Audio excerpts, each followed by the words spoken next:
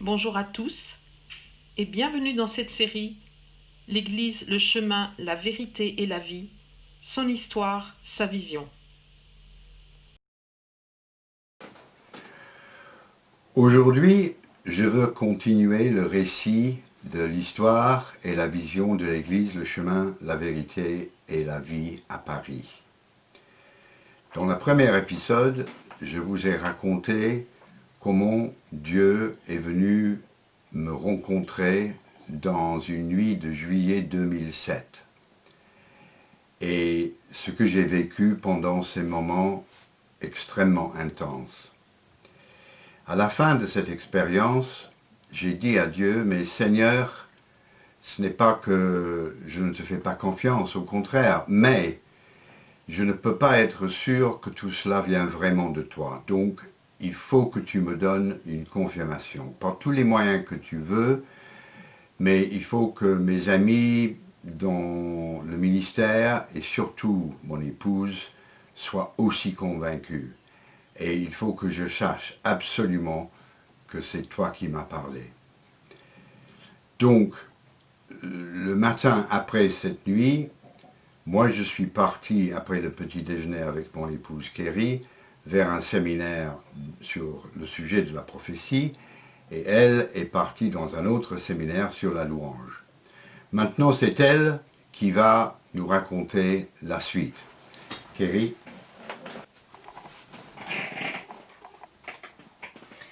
Après la fin de mon séminaire, je suis allée au grand auditorium du centre du congrès pour retrouver Gordon. Imaginez, tout d'un coup, je voyais un homme venant vers moi avec un air complètement bizarre. Il était tout tremblant, visiblement sous un grand choc. Il avait du mal à trouver les paroles. Et il était Gordon. Il baboutit. À la fin de mon séminaire, 3 prophètes ont prophétisé sur moi longuement, devant toute la salle. Ils ont tout confirmé. Dieu a répondu à ma demande pour confirmation. Nous allons à Paris. Ah, c'était mon tour d'être sous le choc. Manifestement, quelque chose d'exceptionnel était arrivé. Je voulais les détails, mais Gordon, avec les armes aux yeux, était tellement touché par l'expérience qu'il ne pouvait tout raconter d'une manière cohérente. Heureusement, tout a été enregistré et très vite mis sur CD que nous avons pu obtenir au début de l'après-midi. Quand j'ai pu l'écouter, c'était une sorte de choc, car une paix descendait sur moi. Une paix qui était l'Esprit de Dieu, que j'ai compris que c'était vrai. Dieu avait vraiment parlé à Gordon. Et par les paroles des 3 prophètes, il avait confirmé son appel en ajoutant des détails importants.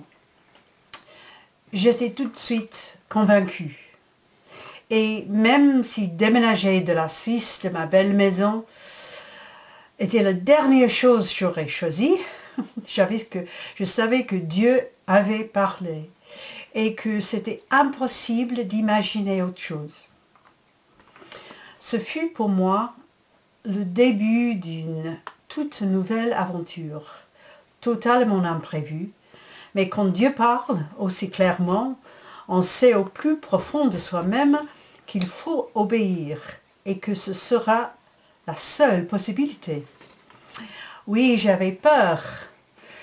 Mais dans les jours qui suivaient, j'écoutais maintes fois les prophéties et discutais les détails avec Gordon et j'avais une paix profonde pour notre avenir.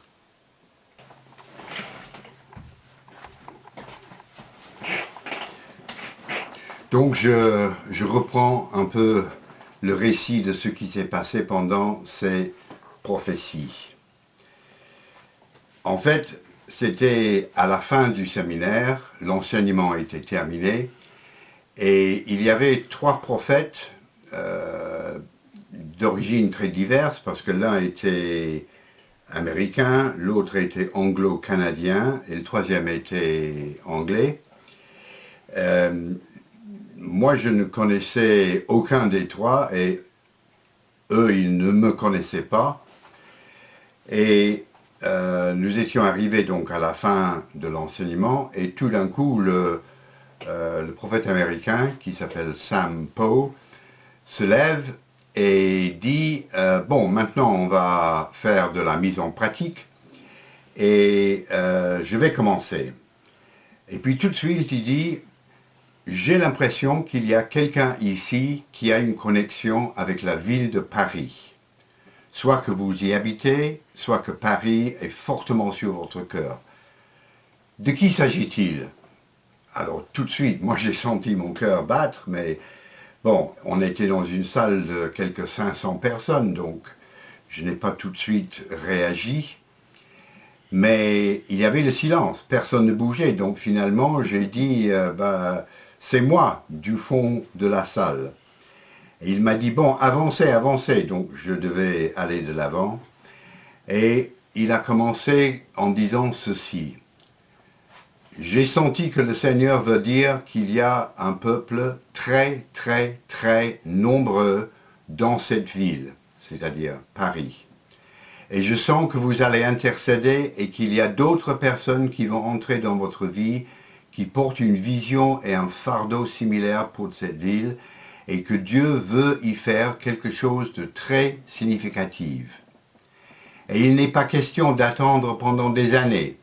Ça vient bientôt. Il y a une porte qui s'ouvre dans cette ville, qui s'ouvre de manière apostolique dans cette ville. Et la grâce de Dieu va visiter beaucoup de gens dans cette ville. Et puis il se tait, et le deuxième prophète, Keith Hazel, vient, et lui, il me parle directement. Il a des paroles de connaissance sur ma vie et ma personne.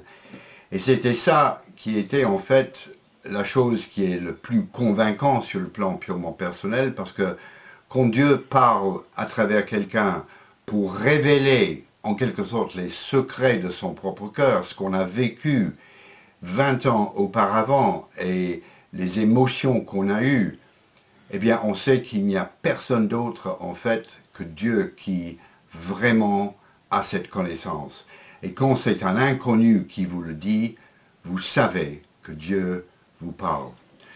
Donc Keith Hazel a dit certaines choses, enfin les choses suivantes, et je cite quelques-uns. Je vois qu'il y a un brisement en vous qui est lié à cette ville, toujours Paris, parce qu'effectivement j'avais passé 15 ans auparavant à vivre dans la ville de Paris. Le mot déception est écrit sur vous. L'ennemi est venu et il vous a frappé, il vous a mis complètement de côté.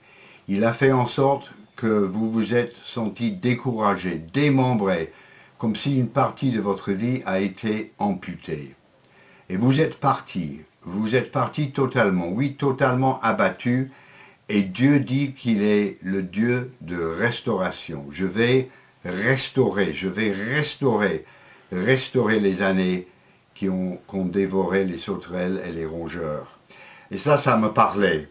Je n'ai pas besoin de vous l'expliquer, mais je savais que seul Dieu pouvait vraiment décrire les choses de cette manière-là. Et qui continue, il y avait une mort dans votre vie. Mais Dieu est un Dieu de résurrection. Et Dieu parle et il dit que ce qui est mort en vous sera ressuscité et sera renouvelé et ranimé par le Saint-Esprit lui-même. Vous recevrez un sens renouvelé du destin de Dieu. Dieu dit que vous allez relever un manteau. De la même manière que pour Élisée, Dieu met un manteau à vos pieds et il dit frappez, frappez avec le manteau. Waouh, je pense que c'est à peu près dans cette période-là, dans ces moments-là, que je suis tombé par terre. Et donc, la suite, c'est resté un peu vaseux dans mon esprit, mais heureusement, on a eu l'enregistrement et donc j'ai pu tout réécouter plusieurs fois. C'est le troisième prophète maintenant qui vient. et qui reprend, Guy Miller, l'anglais. Et lui prend un peu un autre sens. Père, nous pouvons sentir ton Saint-Esprit dans cette salle, en train de mettre à part. Nous te remercions qu'il y a ici l'autorité pour mettre à part en ton nom. Tu ajoutes à cet homme une nouvelle conception de la foi, de l'espoir et de la restauration et du travail en équipe. Et il continue, je crois que Dieu veut vous dire, vous ne ferez pas tout ça seul. Vous avez été blessés par des relations brisées. Il y a des flèches en vous que nous ôtons au nom de Jésus. Aujourd'hui, des flèches de l'ennemi qui ont été prononcées avec puissance sur vous, nous les ôtons au nom de Jésus. Et là, je me souviens, je me sentais libéré d'un fardeau. Il y a quelque chose qui est parti. Et j'ai pleuré, j'ai sangloté là sur le tapis. Dieu vous demande de déverrouiller une grande ville. Il y a beaucoup de gens et vous avez votre rôle à jouer. Vous devez parler avec une autorité prophétique et convoquer d'autres pour entrer dans cette partie du travail de la restauration de Dieu sur les murailles. Donc il répète vraiment un appel de Dieu. Et puis il y a Keith Hazel qui revient et qui fait une drôle de son de trompette. Il fait... Et puis il continue, Dieu sonne de la trompette. Dieu sonne de la trompette pour Paris. Et quand Dieu sonne de la trompette, c'est la trompette du Saint-Esprit. Et Dieu dit, de même que les portes de Paris ont été verrouillées dans le passé, et que ce qui a été commencé a été usurpé par l'ennemi, de même que les esprits de division sont venus dans cette ville, Dieu sonne de la trompette et dit, rassemblez-vous où vous entendez le son de la trompette. Et ça, c'était une façon, en fait, de m'appeler à proclamer ce que Dieu m'avait demandé de faire, m'avait ordonné de faire, et de le faire d'une manière prophétique afin que ceux qui l'entendent et qui le reçoivent dans leur cœur puissent en fait recevoir le même appel par le Saint-Esprit et donc s'engager dans le même travail avec la même onction et la même vision. Ce que Dieu m'avait dit a donc été confirmé par 3 prophètes devant 500 personnes.